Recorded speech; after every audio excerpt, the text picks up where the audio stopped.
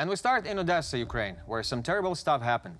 Chaos and destruction have blossomed following Russia's recent withdrawal from the Black Sea Grain Initiative, which had allowed Ukraine to ship grain to the world as the war continued.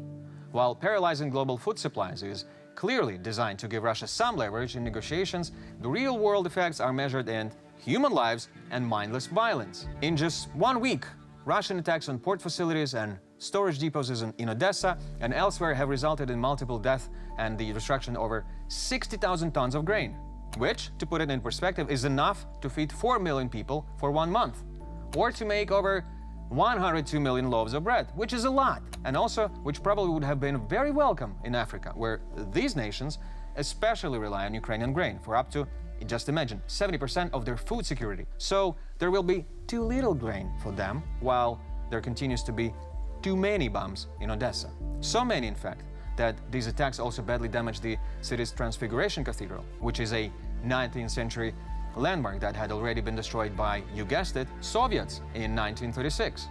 The cathedral was under UNESCO protection, which is a lovely idea, but it is not under is the protection of a strong missile defense system, which Odessa and Ukraine need. So for now, this Russian culture of bombing and terror continues to destroy the real culture of Ukraine. The response from the Russian media has been sadly predictable, with human visuals Vladimir Solovyov and Olga Skabeva openly rejoicing the loss of human life and on the state Russian TV.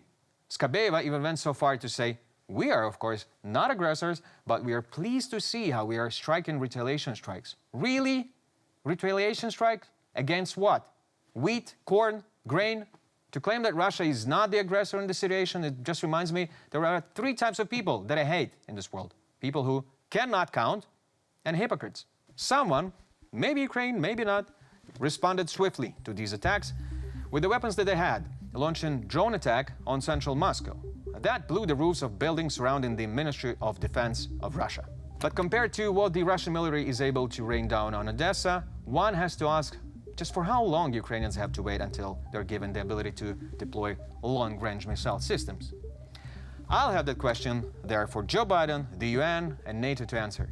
And we'll only add that while you're quietly debating, Ukrainians are loudly asking for the opportunity to have a fair fight.